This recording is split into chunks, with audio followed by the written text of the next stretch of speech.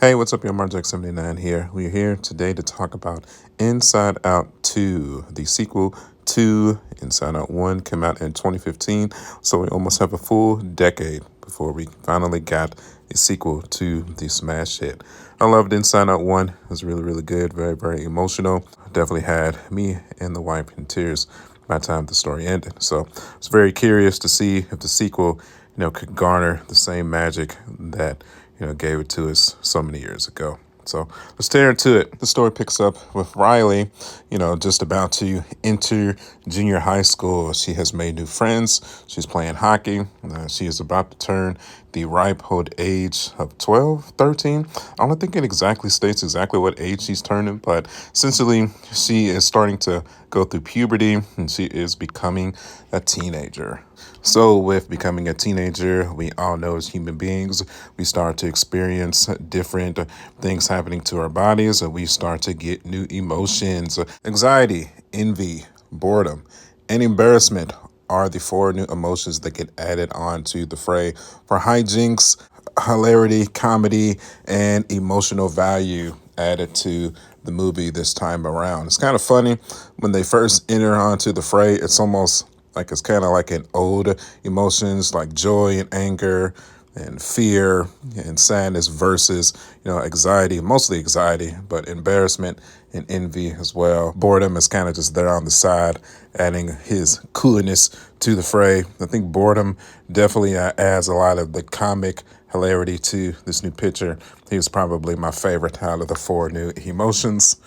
The genius of Inside Out 1 and 2 is the two separate tales. You're seeing the story being played out through Riley's emotions, and then you're seeing the story be played out through Riley herself. So, Riley and her friends get invited to a hockey camp so that they may have the potential to join the junior high hockey team. That is very exciting for them. Essentially a dream come true. But at the beginning of this trip, Riley's two best friends from childhood inform her that they're actually going to a different school. This immediately triggers Riley to start experiencing anxiety, envy, and embarrassment.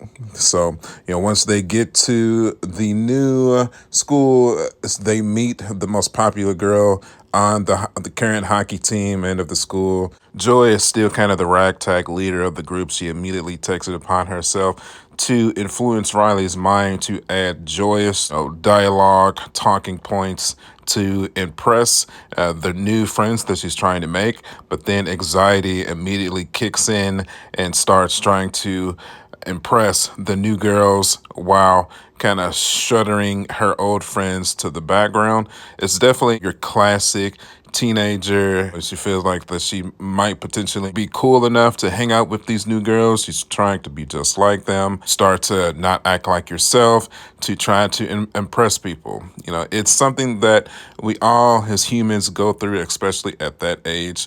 Even myself, I'm guilty of this as well. So it definitely does a brilliant job of pitting the classic emotions as joy and sadness versus anxiety and envy. Obviously envy is jealousy.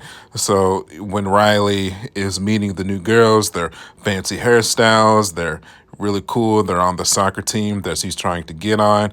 Anxiety and envy slowly begin to take over Riley's mind completely, and they eventually ending up locking all of the classic emotions up and kind of throwing them to the back of Riley's mind, including the friendship spear that she had developed throughout the course of her childhood with her old friends, which this is the way the movie is telling us that this is what is allowing Riley to kind of alienate her old friends to try to become friends with the new girls, to try to impress them. Like, for example, it was a band that Riley and her old friends loved since they were kids. And we come to this hangout session within the movie, and Riley and her old friends are hanging out with the new girls. And, they ask Riley what her favorite band is. At first, she tries to say that it's the band that she loved when she was a kid. And then one of the girls is like, you like that band? That band's for little kids. And then she's like, yeah, yeah, I like, whatever music y'all listen to basically now. And then one of her old friends tries to say, like, Riley, you've liked that band since we were this such and such age. And, she really starts to alienate them and kind of just throw them to the wayside. And the old friend starts stuttering into the background. And it's a sad sight to see. But like I said, it's something that kind of all kids go through. And, you have to reach that level of maturity to just get through that phase. And like I said, the story does a brilliant job of telling that through Riley's eyes and telling him through the emotions eyes, specifically anxiety and envy's eyes as well. While joy and anger and sadness are trying to reach the back of Riley's mind to reclaim the friendship bubble that, was created from her and her old friends to, remind her of her true self rather than this new girl that she is trying to become. And it's super cool. It really is. It was so brilliantly told. Kudos to Pixar for creating a story of having emotions battle against each other while replicating what we're seeing in one's mind on screen. And it's very clear that this portion of the story was very carefully handled. Cameos, we go back in time to Riley's mind while the emotions are trying to get back to the front of the mind. And we meet this cool video game character that Riley had a crush on. He has a terrible secret move in a fighting game, and that's why he kind of got pushed to the back of Riley's mind. That's probably my favorite, cameo character. There's also another character. He was essentially a bag. Reached into the bag to grab all his handy tools or whatnot. Bag's opening was his throat. So every time somebody would reach an arm in, he'd go, "Bleh." Definitely added the hijinks into the story for sure. Definitely not a prominent role, but it's just cool just to give some comedy and some humor for the kids to enjoy for sure. Also, don't let me forget to admit that Baggy had a 2D animation style in the midst of a 3D animated Pixar film as well. That was just amazing. Just the hijinks of that character were just so good. Then we have, her interacting with mom and dad and her starting to go through puberty, and every little thing is like the end of the world. She smells, none of her clothes fit. You get a little cameo of a mom's emotions coming to the forefront as well. Just telling mom that like, well, we were trying to throw this day back into the back of our mind. Yep, we're hitting pre-puberty and it sucks. We'll probably get our old girl back when she turns 18, most likely, maybe. Guess we'll see. So yeah, ultimately, it's a very, very good story, man.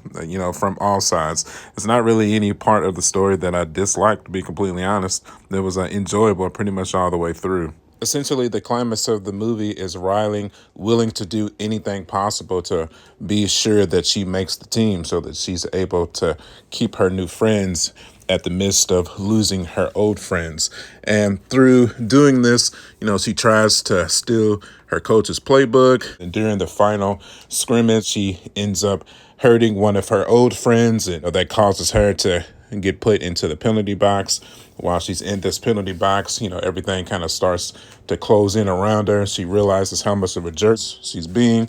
She realizes that, she has lost her old friends and that she's now starting to lose her new friends as well because she's, turned into a completely new person that is very selfish, self-centered, and only looks out for herself. And on the emotion side of it, anxiety has taken over the mind board completely at this point, not even envy or embarrassment, and can get control of the situation. Anxiety has formed like a mind tornado, which on the outside is a full-blown panic attack for Riley. Oh, bravo, Pixar. Bravo, chef's kiss. Because if you've ever been through a panic attack before, your shortness of breath, your chest hurts. It almost kind of feels like you're having a heart attack. If you've never had one before, it's very, very serious. It's nothing to play around with. And during this, joy and the rest of the older emotions are still trying to get to the forefront of the mind, which finally they eventually do. And it takes, joy to try to fight through the tornado and get a hold of anxiety to help her realize that she needs to let go of the mind board so that Riley can start to heal from all the turmoil that she has caused to herself and caused to her old friends. And just making rash decisions. She needs to slow down and take a look at her life and, let her other emotions come back to the forefront so that her mind is not completely overrun by anxiety. As we do know that it is possible for people to need medication to hold their anxiety at bay. It can definitely get that bad. So the story does a really good job of explaining that Riley was able to bring her mind to a calming state, to allow, the joy to come back into the forefront and reclaim her mind. She was able to forgive herself for being a jerk. And she was able to take the new anxiety bubble that had formed in her mind and replace it with the old friendship bubble that was there from the start of the movie. So in typical, Disney Pixar fashion, Riley was able to make up with her friends. She was able to keep her new friends, and they all came to an understanding of like, hey, we're all on the same team. We might not be on the same team, but even so, we can still hang out and all be cool with each other. It's kind of weird. The conclusion for the emotions themselves, it was kind of the same as the first movie. It was just a realization for all of the old emotions and all of the new emotions to realize that we all have to work together to maintain a peace or a calming state within the confounds of Riley's mind. It can't just be one emotion that dominates her mind completely, but it's a cumulative effort for every emotion within her mind to work together so to keep her sane. I also love the fact that the movie kind of ends on an Inception cliffhanger. Last scene of the movie is Riley is just about to find out whether or not she made the team, and she reads the note on the board as she kind of smiles, but the scene doesn't allude to whether or not she made the team or not. It's kind of left out in the open, and I feel like that was a very cool decision to do it like that, because the message of the movie is not meant to be based on, whether or not she made the team or not. It's the realization of the maturity that she has achieved and being able to maintain all of her new growing and developing emotions and not losing herself to them as she grows into a young adult and become a productive member of society. Well done, Pixar. Bravo. Chef's kiss. I don't know if it's Oscar worthy, but I was definitely satisfied with this sequel that we've been waiting for almost 10 years for the Inside Out franchise now. I hope we get some more park representation, man. I would love to see an Inside Out 2 attraction added on to Disneyland or Disney World. I think it's already one that exists over in Paris or Japan, I'm pretty sure. I'd love to see that ride get added to the States somewhere. That would be super cool. Okay, and I think that's going to do it for me here. So as always, thanks everybody for watching the video. Y'all know what time it is. How did you feel about it? Did you enjoy it? Did you love it? Did you not like it so much? Did you hate it? Go ahead and post it in the comments below, man. Let's have a good discussion about this movie. I think it's one of Disney's better pictures they made in recent years. So hopefully they can continue with this trend and keep it going. I would love to see it, man. Truly. Okay. As always, thank you everybody for watching. You can follow me at youtube.com/SmartJack79. I'm also on Facebook, Instagram, and TikTok. Make sure you hit that like button. Maybe consider giving me a subscribe. I'd appreciate it. Truly, man. And as always, I will see you guys on the next one. I'll catch y'all later. Bye.